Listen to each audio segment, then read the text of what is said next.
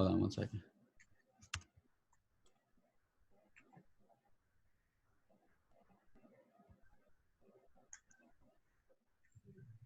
Excited for tonight, man? We got that Medicare seminar to do. Yeah, man. Just putting the final touches on a couple of things. Got to go into the office, help set up those folders, and man, we're gonna rock and roll tonight. It'll be fun. Cool. we gotta do those lunch seminars though. You know, we get more people involved and whatnot. You know, I was thinking about this. You know, once I get my new office and we have people to, you know, a space for people to come in if they need us, then we'll start doing those seminars. Definitely. Let me get my feet wet on the system here, and I can lead it, man. Take over. Cool. We'll practice today. Maybe you can do a little part or something just to, you know, talk about something. You know. Yeah, we'll go over the slides a little bit too. Yeah. Just waiting for Justin to come on board. Okay. Trying to make an entrance, I guess.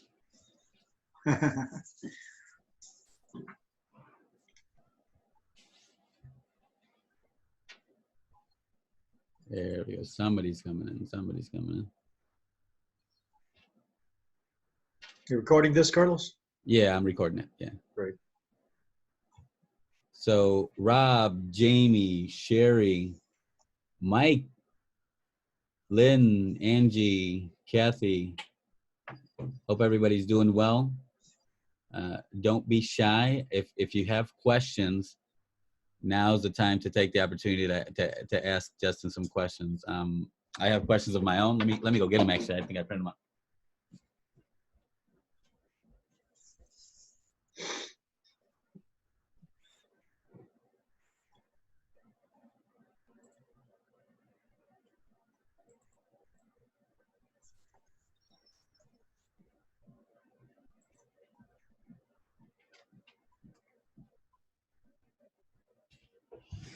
All right.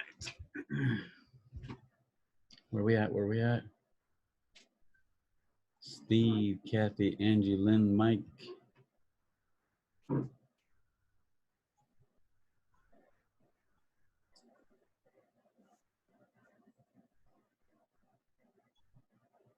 Just waiting for Justin to come on board, guys. Give it a second. He's trying to make an entrance, I guess.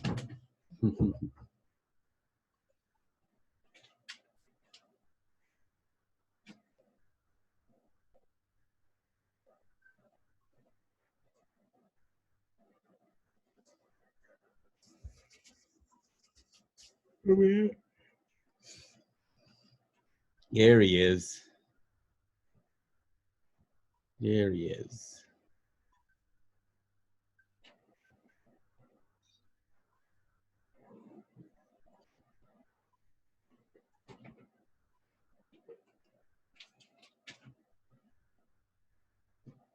Unmute me. Justin, can you hear me? Yes. Can you hear me? Yeah, what's up, brother? Turn on your camera, man. Are you going to be shy today? Here we go. Yeah. Sorry for the delay. It's funny, I wasn't really that busy, and then like 10 minutes ago, I had people asking for everything. I promised myself that like around 9 o'clock, I was going to gather up some questions and whatnot. Yeah. Then I started answering some emails, and then it was like 9:50. I'm like, oh shit, I need to get some questions for this guy. You know. I know. I feel you. I'm the same way. Man, how you doing today, man? How you doing after this weekend?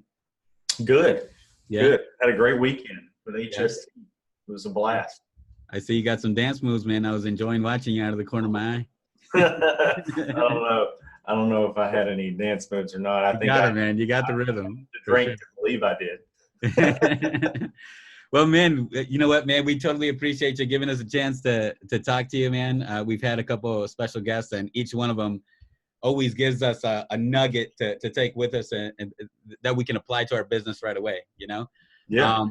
Just to give you guys a little history, if you guys don't know Justin has a Facebook group called Medicare Gurus.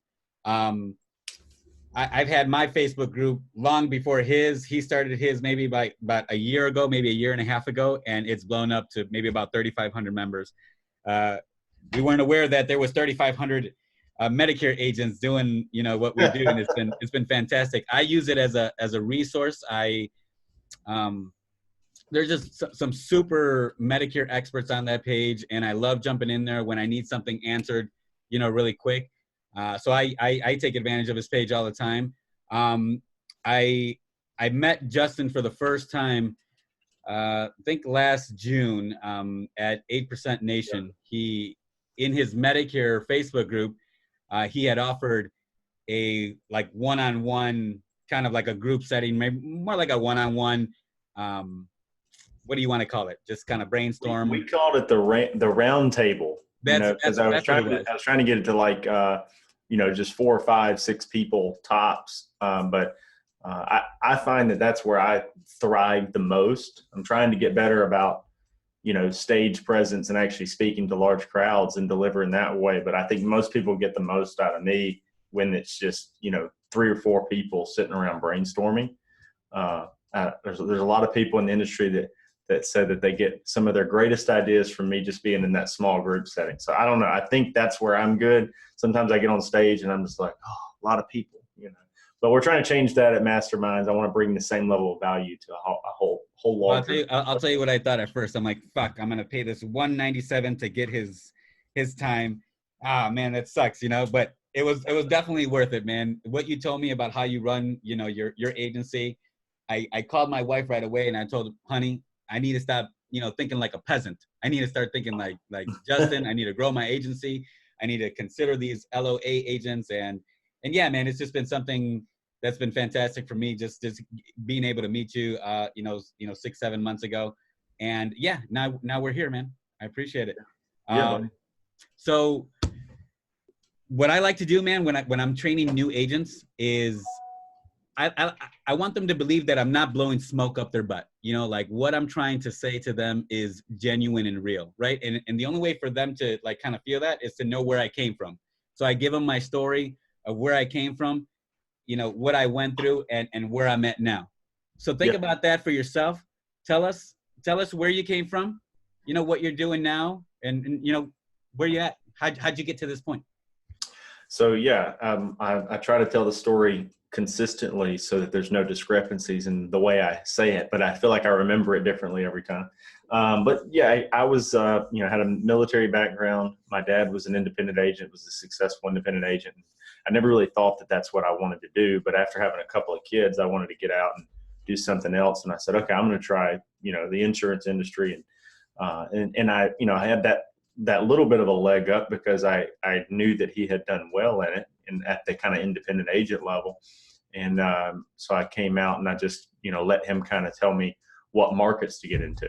Well, he was the kind of guy back then that was just like MedSup Plan F, move on to the next client. So that's how I started, was going out on direct mail routes, knocking on doors and, trying to get the neighbors in there and tell, trying to save them money on their MedSup, find the people with the Plan F, change them to G, find the people with expensive Plan F, change them to a cheaper Plan F. And I didn't know how to look for anything else at the time, but a couple of things started happening. First of all, Warren Market started asking me about health insurance, and I asked my dad, I'm like, what about health insurance? Oh, there's no money in that. But eventually I was like, I don't care. There's enough people asking me about it. I want to do that. So I started pushing, saying, well, I can help with health insurance. And then, on the Part D side, it was one of the things we evolved where we weren't even writing the Part D. We would just help them enroll on Medicare.gov. And I was like, well, we're already doing all the grunt work, so let's do that. So we started evolving things that way, where we started reaching out and doing more products. And it was really more me doing that at the time. Mm-hmm. Of course, it got pretty successful. We started realizing that tearing down those myths that there weren't any money in these other markets. It was only MedSup. Then what happened is a couple of years in, I kind of got tired of the direct mail, route stuff. It just wasn't my cup of tea. Driving around in a Toyota Corolla, putt-putting around, 1 hour one way, an hour the next way was not my thing. I was doing well at it, but it wasn't growing fast enough. So I started taking all kinds of online marketing courses, bought several of like Facebook courses, Dan Henry, all these different guys out there that I was looking into. And the cool thing was is I was getting in on the cusp of Facebook advertising, like actual paid advertising, when there wasn't anybody doing it in Medicare. At the time, I didn't realize that I was getting into it that early, but I had a couple of really, massive seasons in Medicare from running early Facebook ads and using the educational video ad approach. Is the one I teach, and it kind of lit a fire, and it had a couple of other big breaks too. Like even when I was running the direct mail routes where I found, AT&T retirees, anybody that knows anything about the AT&T retiree with Medicare, it's a kind of a gold mine if you can get a bunch of them, because they get reimbursement money and they can buy their stuff outside. So I actually got to speak at some union meetings early on just by making those relationships. So I put a video on YouTube about that one. It's called Little Things Lead to Big Things. Talking about, treat every direct mail lead like it could be the one that gets you into a 72-person meeting where you end up writing 200 med subs. Because that's what happened for us. But, it's always been about trying to think past where everybody else is, because with Medicare or with marketing, I think is, everybody asks me, what's working? Well, if I told everybody what was working right now, it wouldn't work anymore. You always have to think outside the box to think a step ahead. So where we've been really successful is, like, even with Facebook, I'm already starting to hedge into other things. Like I'm working on YouTube and organic Google and things that only a few people out there are actually working on. And that's what's making us, successful in it right now, is trying to stay out there. Now, we don't turn off the other things. Like if I'm still doing, I'm still running Facebook ads and things, but of course the return is not what it was, when I started, because there's more competition there. So, am I muted? No, you're not muted. You're good. Okay. So you were muted by us. No. It's always been about staying ahead, and then a couple of years ago, I started the Medicare Gurus things, actually about this time, 2018. Was it 2 years ago? Okay. Yeah, it was just at 2 years ago. And it started March 2018. And we didn't really know what it was. The way that kind of came to be is I was active in some communities. I had not even heard of the hub yet, but I was active in some life insurance communities. People kept getting me involved in them. And I don't know if everybody remembers that, but like 2 years ago, there was just this, ton of Facebook groups being created. Mm-hmm. And the hub was probably one of the really early ones, honestly. But there was. I think I created it a year after. I think I've had it for like 3 years now. Yeah. So, but there was a lot of final expense ones coming out in late 2017, and I was a part of a lot of them, but I didn't know a lot about it. But there weren't any Medicare ones, so so I was answering Medicare questions in final expense groups all the time, and I guess I got known for answering a lot of Medicare questions.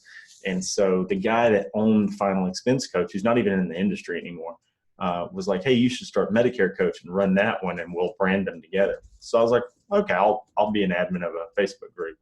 Well, he kind of got out of the business, and I bought the group out from him because it took off and became this great resource.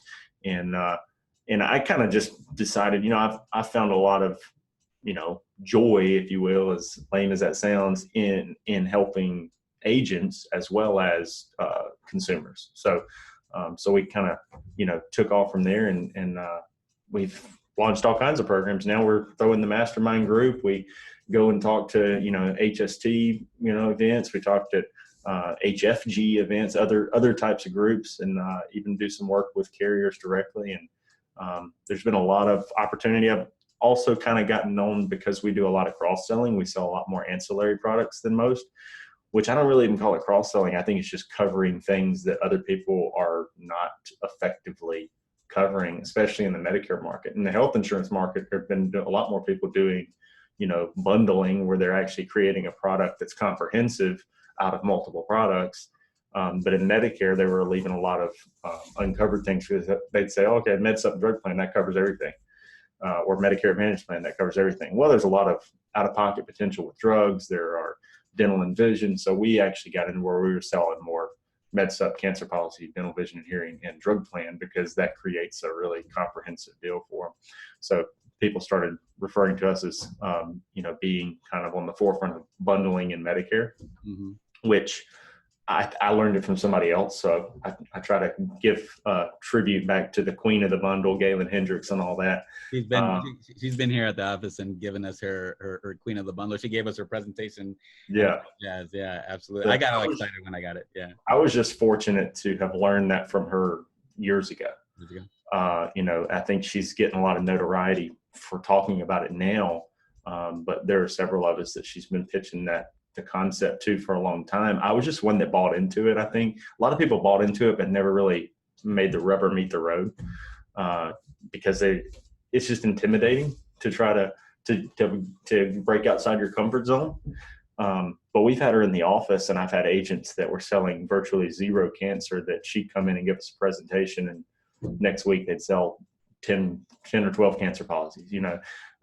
It's just about knowing the need for it so that you can explain it to clients. And I think, like y'all had Sarah Lebb at HST, she got up there on stage the other day and was talking about bundling. It's like, she's not a trick or a gimmick. It's explaining the need for all of those products and being able to understand why they need them. It's almost, there's no trick. It's just education. But the hardest part that agents have is just actually doing it, or asking, or showing it, or presenting it. When I first started in the under 65 market, I was selling a bunch of ACA stuff, bunch. And I never threw on like an accident policy or a dental vision. And, I never did that until I realized, like, man, I'm leaving all this money on the table, right? If I just offered it to somebody, I'd sell so many more policies. So how many of those people were responding to a direct mail thing from Mutual of Omaha buying a cancer policy? How many of them were calling, Physicians Mutual from a TV commercial and getting their dental insurance, or another place? It's not like they weren't buying it because you weren't selling it. A lot of them were probably buying it. And I was the same way, because I was out there doing plan F, plan F, plan F, plan G, walking out. And I did that straight for probably a year before I was like, I would think back then, like a good week would be like, hey, I wrote 5 med subs this week. And then fall of 2017, I wrote 72 apps in 1 week. I see that. It changed your mentality. And then I did over 100 in AEP in 1 week this year. It's all about, and a lot of people think that's very difficult, and it is difficult. I don't know 100 apps every week. Honestly, I don't even recommend it if you have to, but it's, if you have that many to write, you need to hire more people, Are those 100 apps that you wrote personally, or did you have? That's 100 apps I wrote personally. That same week, I think we hit close to 400 in my office, in this Tupelo office. So, not in my downline or hierarchy, 400 in my office with 4 active writing agents. We're not going to spill the beans yet on the whole Medicare mastermind that's happening in a few months. Let's go back to your marketing. I started learning the whole marketing thing about 3 years ago when Mary came on board and kind of freed me up a little bit to do some of the marketing stuff. I quickly learned there's a lot of stuff you can do with marketing, and I'm trying to learn this all on my own. Like, I'm trying to figure this stuff out, the Facebook stuff, the pixels, the YouTube, the copy, like the targeting, the retargeting, all that stuff is the kind of stuff that I've had to learn on my own. You said you've invested in yourself in programs and coaches and things like that. Did you ever hire anybody to take that stuff off your plate? Because I'm feeling like, man, like I can't do it all by myself. So I think you can hire out tasks, like with our SEO side and our content marketing. We've like content by what I mean, copywriting. Yeah. Obviously, I'm not going to sit around and write articles. It's not my strong suit. Right. Facebook ads, I think the biggest thing is people spend a lot of time and energy on targeting.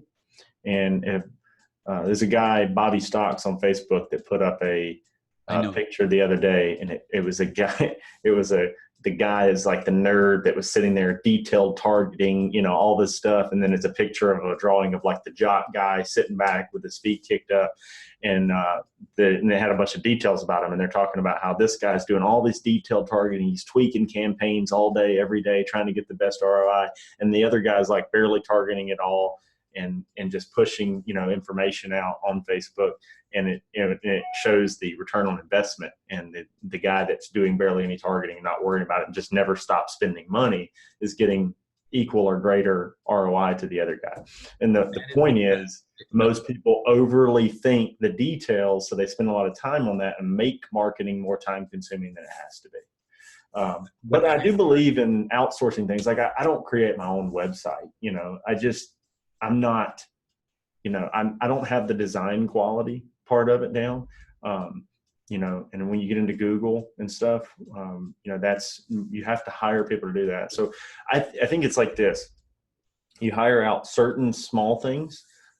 If I'm starting out by myself and I don't have a lot going on, you know, money wise at the time, I'm getting straight into things like Facebook marketing, because you can learn that and do it on your own. And then as you want to get into Google and content marketing and local SEO and even broad, you know, band national SEO and that stuff, you have to hire it out. And once you have enough money coming in, it may become cheaper just to hire your own agency or hire your own people and create an internal team. So one of the things we're working on right now is we started creating this internal team to take over a lot of stuff. And then we're going to pay for that team by actually working with some agents and building their website and helping them do it while they can't afford their own team. So there's a lot of different ways to do it, but you kind of get innovative. You know, if I have my own team, they're paying for themselves, helping 3 or 4 more agents on the side, and then they can do mine. I'm at a zero, you know, net cost on my own marketing team. You know, and that's just what we figured out, because outsourcing can get expensive. Tell me if I'm correct. So going back to the picture of the nerd and the jock, right?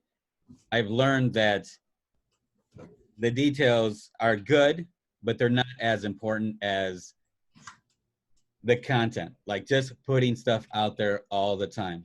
Like that, in my opinion, I don't know, you tell me, that's always gonna give you a bigger ROI. Like ugly converts, just keep putting out content. Like Cody Askins did, you know, years back when he started doing his marketing. He said he probably made 150 videos in one day. They probably, in one year, they probably weren't polished. But the key was that you just consistently put out content, and that's what's going to give you the best ROI. You tell me what you think. Yeah, it's consistency. You said it. Consistency is absolutely the most important factor. You know, as time goes on, I think it's good to put out some polished content. But if you go and watch Cody's, he's got some really high polished videos now, because they have Dylan that works for him, who's a awesome videographer, and they have a whole team, and they have a lot of resources they've built up. Again, a lot of the resources that service the core part of what Cody does are paid for by utilizing them to help other people too. So it's a zero-sum game. You know what I mean? Like that's kind of a goal point, I think, for a lot of people. Like most large billion-dollar corporations own their own marketing agency. And they don't have to make money off the marketing agency, but if it breaks even and then services their own company too, then you have a free marketing team. But with his, you'll notice he'll still have videos where it's just like Ty Lopez style. He'll throw up stuff like that, because ultimately it doesn't matter. People want to consume the information. They're not as worried about consuming, perfection. We like hype videos every now and then, but for the most part, they want information. My best performing videos on YouTube right now, by far, are interviews of interesting people. Best performing one I had is an interview of Medicare Bob, Robert Bache. Yeah, the one you just put up probably about 2 weeks ago, 2-3 weeks. Yeah, it performed amazingly right away. One of the top performing, first 2 week videos I've ever had, if not the. And you know what it is too? I interviewed somebody that hadn't been interviewed from an agent perspective before. So right now, I get another one that performed really well is interviewing Joe Trottola. And that's not because Medicare Bob or Joe Tritola are the most famous people in the world, but everybody that wants to see them interviewed there for a while had to go watch my video of it because I was the only one that had interviewed them. Now that'll probably change over time. But like if I interviewed, like if there was no interview of Carlos Polito and I interviewed you and put it on YouTube, there was no public interview of it, I throw that up there. Everybody that knows you. We have to sign contracts. NDAs. We need NDAs, but those do perform well. But what makes a video on YouTube, and this gets in the weeds a little bit, but what makes a video on YouTube perform well is having watch time. YouTube wants you to keep their viewers on the site so that they can show them more ads and keep them going. So those interviews keep people engaged because it's information. Now, what we're doing right now, this Zoom, that's how I do most of my interviews. This is not anything special. Anybody can do this. You can be 65 years old, 70 years old, and learn how to do this. It's not. I've been hoarding a couple interview videos that I've done over the past couple of years, but like last week, I made them public on my YouTube page. It's agent and broker training, .com or agent and broker training. If you look it up on YouTube, I got like 2 handful of videos of people in the industry that I start picking their brain just like this, Yeah. And then you take that video and you share it into a couple of groups that allow you to share content like that. And it, all of a sudden it gets it. So, and that's maybe gaming the algorithm a little bit, when you have an audience, anytime that anybody gets into the agent community, there's a lot of people trying to get into the agent community and the agent help side in the last 6 months. It's been, there were the original pillar guys that were doing it 5 and 10 years ago. There was only a few of them. They got mad when people like me and you started Facebook groups. And then now there's like just a slew of these guys thinking, and it's not like we're making a ton of money servicing the agent community. Honestly, I do it more for fun right now and hope that it, at least pays for itself. And I use it to also service my other mediums, like my YouTube channel gives me watch time, and then I put consumer driven videos on there, and that helps elevate them as well. So there's hidden calls there. But some of these guys that watch me and you doing stuff like this and think, I'm going to get into service and agent community and make a fortune. Not that easy. So you have multiple YouTube channels, right? You have the Justin Brock, and then you have another one, if I'm not mistaken. I do it all under one. Is it just Justin Brock? Yeah, it's Justin Brock. So, and that's something I've, early on just kind of made the decision. I'm just going to put it on, or all under one channel so that the rankings can be better. And I try to separate things into playlists so that, and the recommended videos I control on to where it's not like an agent video is recommended to a consumer, and there's going to be some of that because the algorithm, you can't really predict what it's going to recommend. But, I haven't, in my videos, I try not to say anything that's bad anyway on the agent side. I mean, we're trying to help more people. I'm trying to train agents to be able to help more people and create a business out of that for them, which allows them to thrive and help more people. I mean, it's all, at the end of the day, it's help. So it all comes back to the consumer. And I think we're an underserved community, or we're an underdeveloped community of people. There's a lot more prospects out there that need help than there are agents, ready and willing and able to serve them. So I don't think there's anything, out, like even at the HST convention, we were talking about recruiting. Recruiting's not bad in the insurance community. You have to bring in new people and get them trained. Some of the recruiting practices out there might not be the greatest, but we need new agents. We need to train existing agents to do more. There's nothing wrong with that. So if a consumer sees my agent-driven video or an agent sees my consumer-driven video, I don't care as long as they're watching. Let me ask you. Go back even farther. You're an agency owner now, and you were in the military before. What did you do before the military? Tell us about your first couple of jobs. Oh gosh, I worked as a busboy at Applebee's and a host. And then I left there, went to Red Lobster for about a year and a half. Ooh, Red Lobster, Valentine's Day. That's where we used to go. So I did Red Lobster, and then I worked at Lowe's for a while in the paint department. I was mixing paint. And then, it really wasn't long after that. I did 8 years in the Marine Corps. So I did a few of those jobs, and I actually would have went into, what's my cuckoo clock? It sounds like you got 8 of them there. So I went into the Marine Corps at 19. I would have went in earlier, but I had a car accident and broken my foot really bad. But Then I did 8 years in the Marine Corps. So that took up, I would have gotten out at 4, but I had my son. And, when you first have a kid, and, military is not paying you a fortune, but it's secure. So I stayed and did that for another 4 years. But it really did help me. I had a technical job in the military, so I worked on computers a lot. And it helped me, I think, with the marketing side a little bit, because I was very familiar with computers. I've been doing it for 8 years. And then it helped me too, because in the military, you climb ranks and you have teams, and you learn how to lead people in a way.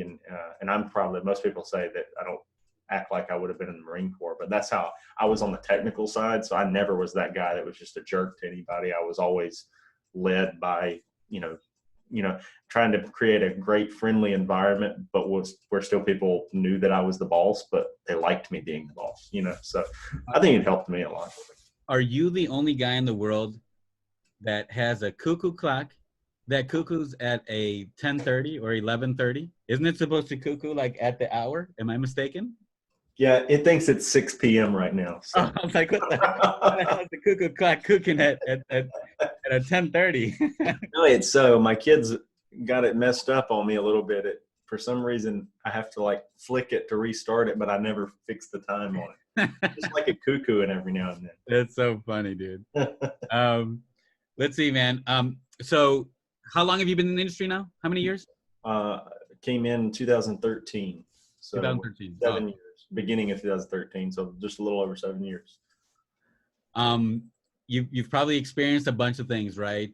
Ups, downs. Tell us something that you've tried, maybe like a landmine that you think that we should avoid.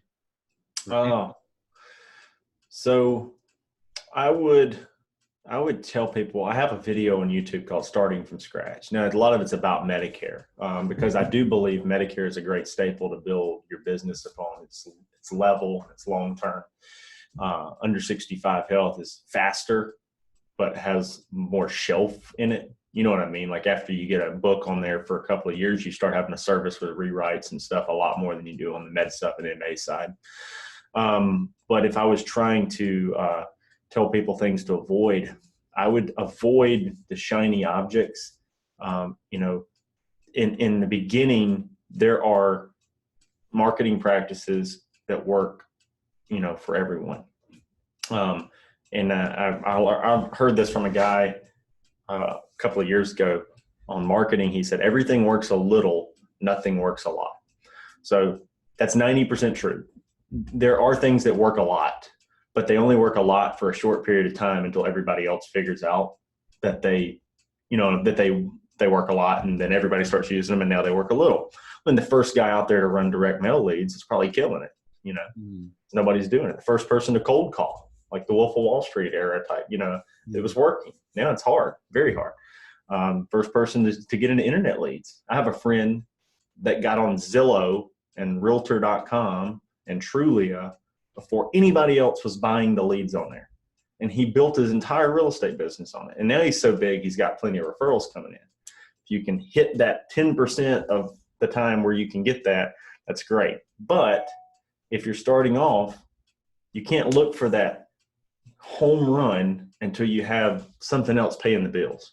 So you don't want to go invest in something somebody says, this is it. This is the next Facebook boom. This is the next YouTube boom. This is the next direct, whatever it is. You go and invest, go ham in that, and it doesn't pan out. Now you're negative, whatever. I know a guy that's in my group that invested like $20,000 into telemarketers that were sold to him by somebody right away. And it was like telemarketers and seminar approach. Well, he invests in that concept, and he's 20,000 in the hole, and it didn't really pan out that quickly at all. And I'm not saying that those approaches don't work to some degree, but when you have to heavily invest in something at the forefront, it can screw up your potential to build a business. So slow and steady wins the race. It's a marathon, not a sprint in the beginning. Once you have some residual coming in, some business, and you've made it through a couple of years of Medicare, health insurance, life insurance, whatever it is, and you've built that business, then you can start looking for some home runs. Because if you invest in one, it doesn't pan out, you got your bills covered. You have your bases covered. And so, you get to the point where you want to invest in an idea, but you have to know I'm willing to lose this money if it doesn't pan out. Don't go investing in home run ideas right away. Build a business on tried and true. Direct mail, internet leads, cold calling, all those really, really hard, shitty things to do. Plus, it's better for you in the long run to have had to earn it the hard way for a couple of years. Like, I'm glad, like, my dad was a good a successful agent early on. But like, I worry about if my son comes and works for us now, he can just walk in my office and sit here and close, great deals all day, and he doesn't really have to work that hard. So if I hired my son, when he is that age, I'm probably going to put him out on the road doing the hard stuff, cold calling. Every agent that I bring on, the first thing I do is I give them my oldest, crappiest internet leads and like, work these, find something in these, because if you can't do that, I don't think you're going to make it unless you're just very lucky, So I think that's. I learned that the hard way. When I came back from 8% Nation a couple months ago, I was like, I'm gonna do this whole LOA thing, right? I'm gonna generate these leads for a few of my agents, feed them, and then we're gonna go half and half on everything, Yeah. on the commission for life, I quickly found out that there's no skin in the game when I do that. I'm just feeding them the leads here, there, and then they're not working them when they're supposed to, right? They don't know how hard it is to get to this point where you can, start generating the leads and spending the money and, what it took to get there. And these leads shouldn't be taken for granted, Yeah. So you've already paid for the leads, and then they're just working them. Yeah. They're just working them. And it's like, barely working them. I was hoping that they would just go at it every day and work them. And they were just like, this lead's been sitting in here forever. You're not working it. It's like, man, I can't do this. I'm spending too much money. We had to borrow money to not lose a home to get to this point. You know what I mean? That's the kind of stuff where, man, if a lead came in, I'd be trying to close it, 12 times a day or something, Yeah. I think that on the LOA side, you have to have them right there in your office with your thumb on. Yeah, I learned that. You got to have, I have a lot of people that do virtual, but they stay smaller because it's really hard to find agents who are as dedicated to the craft as you are. And I have a good friend that, I won't name drop him because he might not want to be. He's pretty quiet about what he does, but he has a really good lead source, but he can't close them all himself. So he has about 3 or 4 virtual agents. They work from their home. But like, it's always like, he's always having to let one go. And it's like, he's got 1 or 2 that are just awesome. But then those 1 or 2 are so good. And this is, you read Chet Holmes' The Ultimate Sales Machine book, talks about. I can barely read. Well, it'll help. It's written at like, a level like how Donald Trump talks to people, Okay. So everybody can understand. Okay. Genius marketing, by the way. Yeah, it is. It's 6th grade level marketing. Yeah. People are like, he's not saying smart things. I'm like, most people aren't smart. I don't know what to tell you. That's why the newspaper is written like at a 3rd grade level or something. Yeah, it's true. I actually watched a video on that as a marketing guy talking about Trump is like why he's done so well is because he gets up there and he talks to people at a level that the median threshold can easily understand. These people that get up there and try to say smart things, most people are like, you hate America. That's 100% true. It's crazy. So, I think that, those are things that I would avoid. Shiny objects, once you can invest in them, there's always premises to scale, and, with the big LOA shops too, like really large IMOs, what they do on their leads when they put people in LOA for free leads or cheap leads or whatever, they've given them B and C leads that they already own. So like you get an agency that's been around for a long time, they have a lead bank of hundreds of thousands of leads. Well, they have them sitting there, and what they'll do is just let people download, unlimited amounts of them and go run them. And a lot of people are like, oh, you can download the whole lead bank. Well, most of those guys aren't working them. They might go download 100, work 20, and when they sell enough, they're like, all right, I'm going to the bar. I see these guys are like, make 6 figures, work 3 days a week. Is that why you're in insurance? Like make $100,000? because You can barely survive on $100,000. That's not why I got into it. $100,000 is, I mean, it's not what it used to be. The $100,000 six figure myth about that being like the made it thing, like started in the 50s, 50s and 60s. Back then, made 100,000 in 1955. You're doing really good. I was buying comic books at maybe 80 cents when I was younger, and now they're probably $6. Yeah, everything is so much more expensive. So that means we need 600,000 at least coming in, right? Yeah. Talk to me about. There's a lot of people on the internet that say Medicare Advantage is bad. There's a negative connotation to the Medicare Advantage space. Your dad, you guys started doing the Medicare supplements. You guys are now doing Medicare Advantage. Yes, no? Yeah, we're doing a pretty good bit of it now, but we still take a MedSup first approach. Do you steer them? You take a MedSup approach, like this is the better option, but there's also this option, or do you give them the good, bad, and ugly about both? I'll equate this to under 65 as well. We try to take the approach that if I'm picking out my own plan, this is what I do. And then we peel the onion back based on other information that's uncovered in that process. So with Medicare, it's leading Medicare supplement, and telling them this is the difference in Medicare Advantage and Medicare supplement. Yes, Medicare supplement, you're going to have a higher premium, but you can go to any doctor you want to. You have less out-of-pocket potential. You go on the Medicare Advantage side, you have less money up front, but a higher out-of-pocket potential. Plus, you're having to participate in their network. It's managed care. They're going to deny more claims, most likely. And you might not ever see that. You talk to somebody that's really healthy and they love their Medicare Advantage plan. It's always on the backside when they have to go into an assisted living facility or they need an MRI that the Medicare Advantage plan tells them they don't think they need. That's when they're having trouble with it. So we just try to lead just how I would enroll my mother, and then if they still are like, I can't afford that, we try to peel it back to plan G, plan N. Then when they start getting below that, we're like, well, there is this, the Medicare Advantage option. We look at that, and then we try to fill in as many of those gaps as we can with hospital indemnity, cancer policies and things, because there is a higher out-of-pocket potential. But the biggest reason we try to steer away from it is the managed care claims denials and network. And just because it's a PPO doesn't mean everybody will accept it. You can have a PPO in a hospital that's like, we don't take that. We're not going to file it. Go away. That actually happens here with a certain company. I won't name the name. But so that's the way we do it. But we do that the same way on under 65. When you look at under 65 for us, we lead ACA. I mean, I know I get different views on this, but of course, we'd rather write things that are going to pay us better. But if ACA is better for somebody, that's what we're going to write. So we lead in and we go through, we use Health Sherpa, like a lot of people do. We're going through Health Sherpa and we're trying to pick it out and we say, okay, based on your income and all this, Obamacare plan is going to cost this much. And honestly, a lot of times that helps us find their budget.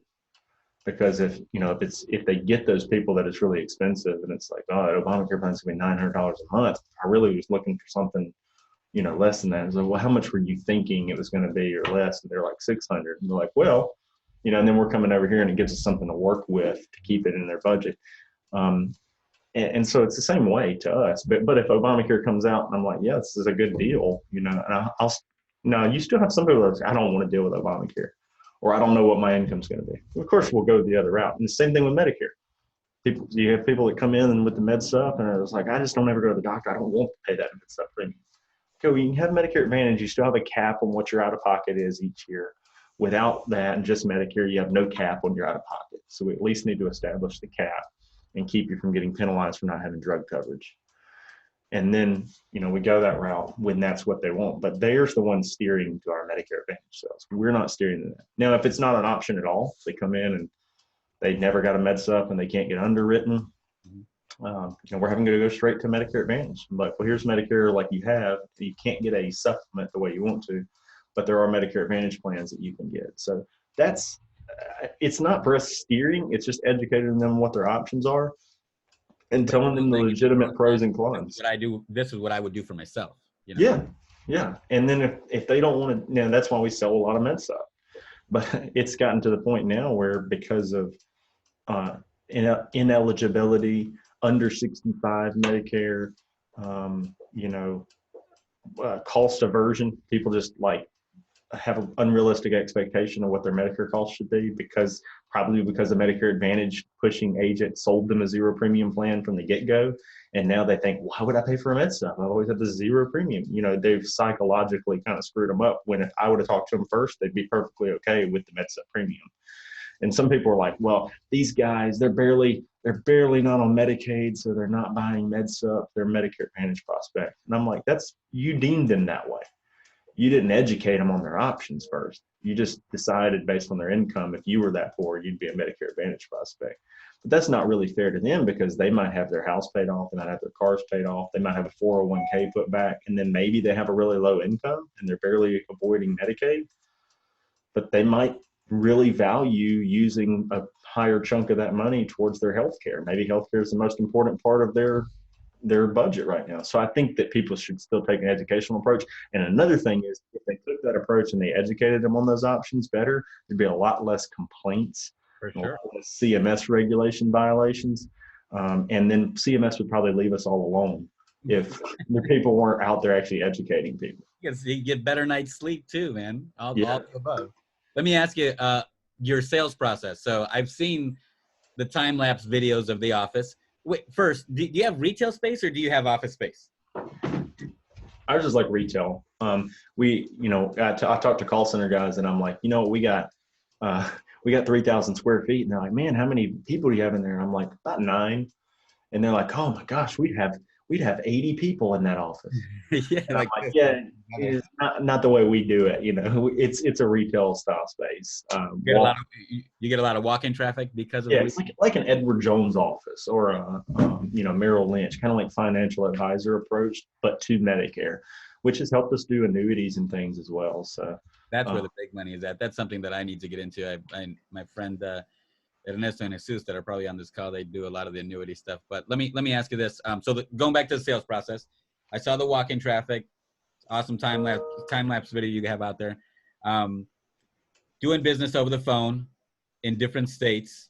Do you do things like this? Do you do the screen share or no? Or we had always talked about the screen share, but we ultimately shied away from it. So most of the people that we're talking to over the phone now with mother's maiden name signatures and stuff like that, the screen share is not required for a part of it. What about when you're trying to educate the client about, Medicare option number 1, option number 2, no visuals for them, just all over the phone? No. And now if we got further outside of our area, so most of our out-of-state leads, like our out-of-area leads, are on referrals because we try to coach our clients into referring us their relatives that are out of state and from Google and organic, okay? If they found you, they're a little more comfortable just with the audio conversation. If you're cold calling out of state, or cold calling out of your area, or cold calling in your area and nobody knows who you are, I'd see that being more of a necessity because it helps get people comfortable with who you are and that you're not like some kind of scumbag trying to take them for a ride. The leads that we're typically working, we've used so much, so many multimedia type of ads, print ads, that they've typically seen us a couple of places already or been referred to us. And so at this point, there's not a lot of closing involved. I mean, we have the true laydown leads. Now, the hard part of that is replicating it to scale because you can only create so many actual laydowns. So in the off season, we are calling more leads. We're developing the Facebook leads, but we still try to develop them in areas where people know the brand that we've created. They know my face, or they know somebody in here's face that we put out there, or they know our name. That's helped us a lot with closing over the phone, and we do a lot of phone now in AEP. We don't do as much over the phone because what's happened is by having this retail office and slowly over time, more and more people coming in, AEP, now we're getting just bombarded with more and more people. And it's, you would think that a lot of them are rewrites or people shopping stuff, but we did about, I think it was like 22% rewrites during AEP.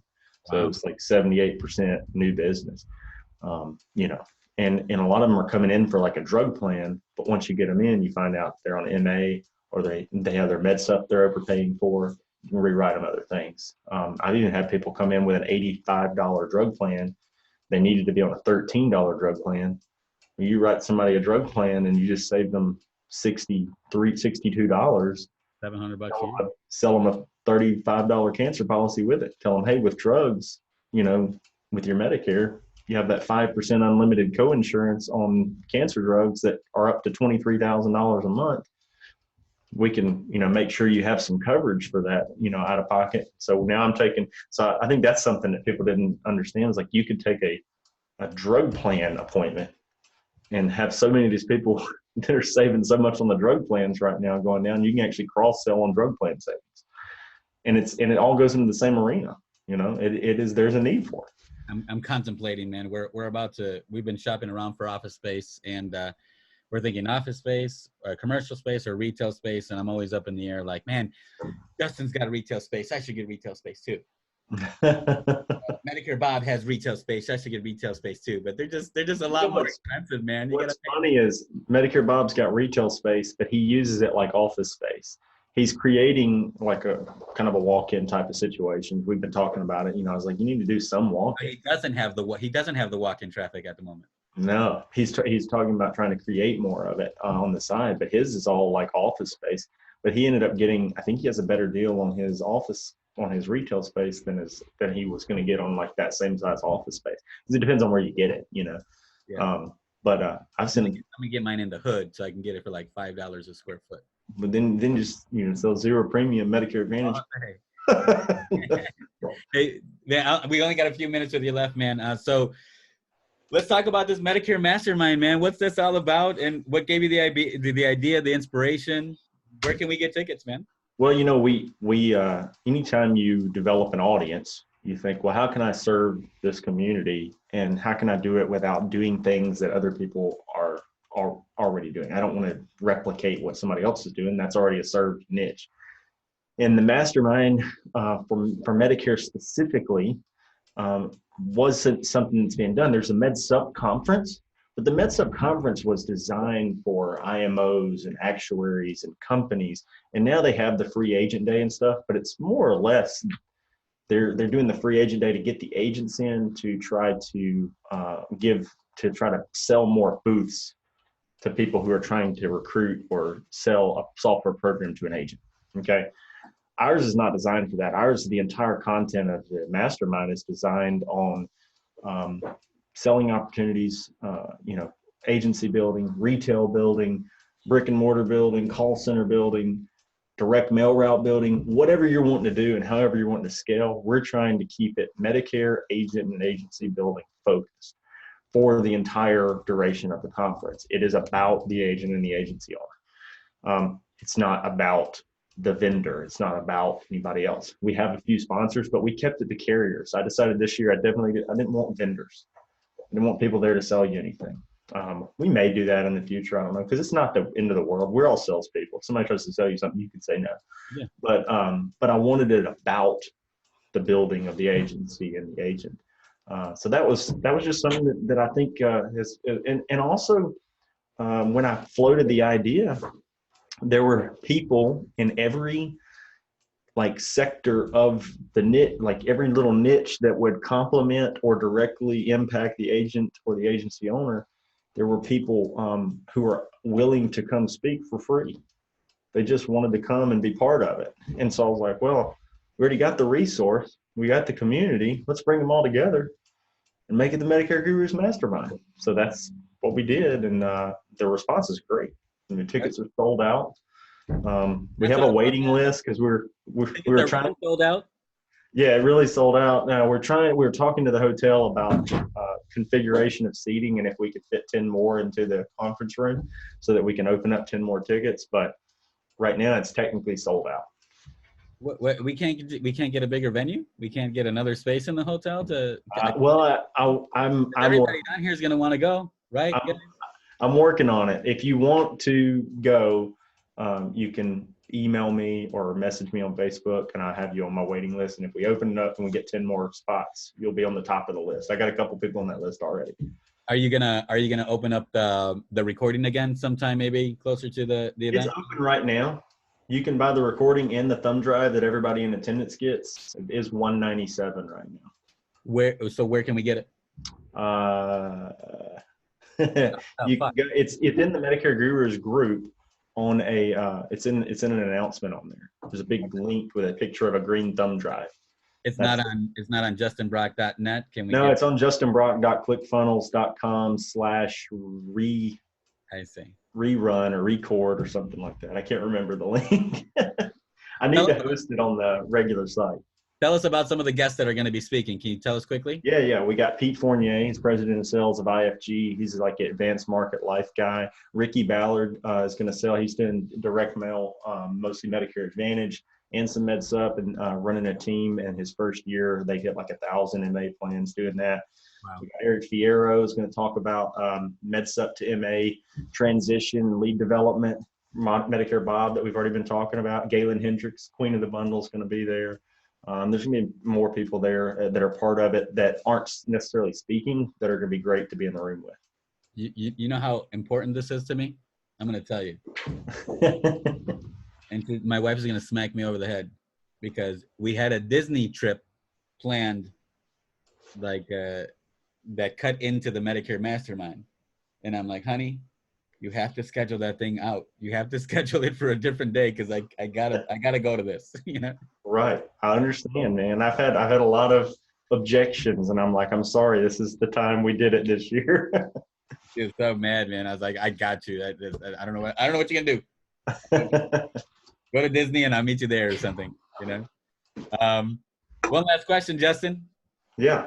Did you turn off your camera or what happened? I don't know. Did it go off? Yeah, you turned off your camera. At least I don't see it anymore. I don't know what happened. It says it's on. Yeah, whatever. Let's see. Start. Ask to start video. I don't know. Anyways, if you could reincarnate any kind of animal, what would it be? If I could reincarnate, is this something you ask everybody? No. I think I might have asked it once.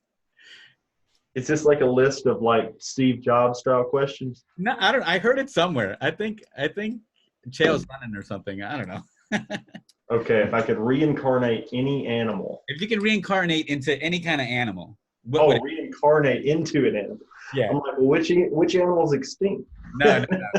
If you came back as an animal, what would it be and why? Okay.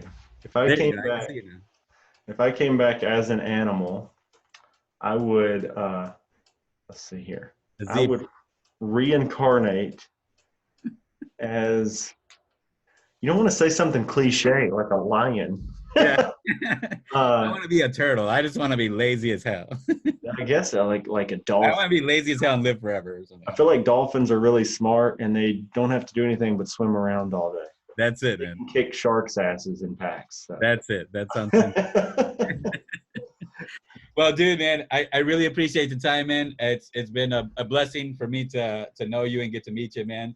I'll keep enjoying the Medicare Gurus page. If you guys don't know, I think Facebook.com/Medicare Gurus or Guru. Actually, here, I'll put it in here. Okay. /groups/Medicare Coach. Is that what it is? Yeah, you haven't changed that because originally it was Medicare Coach. That fucking Google plug. It always goes off at 10:58. Why? It goes off at 10:58 and it goes off at the 30s, man. Have you ever read the book? What's that book called? The House with the Clock in Its Walls. Oh yeah. No. No, it's about this magician hiding a magical cuckoo clock in his house, and the house is magic or something. I'm gonna put real quick into the group that link to the recording for people that can't go because it is. I wanted to make sure I had it right. You're finding the link and you're gonna post it here in the chat? Yes. Okay. What is that link? Come on, give me the juice. The House with the Clock in Its Walls. That's your office. Wow, that's a long link, but I'm gonna put it in here and see if it works. justinbrock.clickfunnels.com/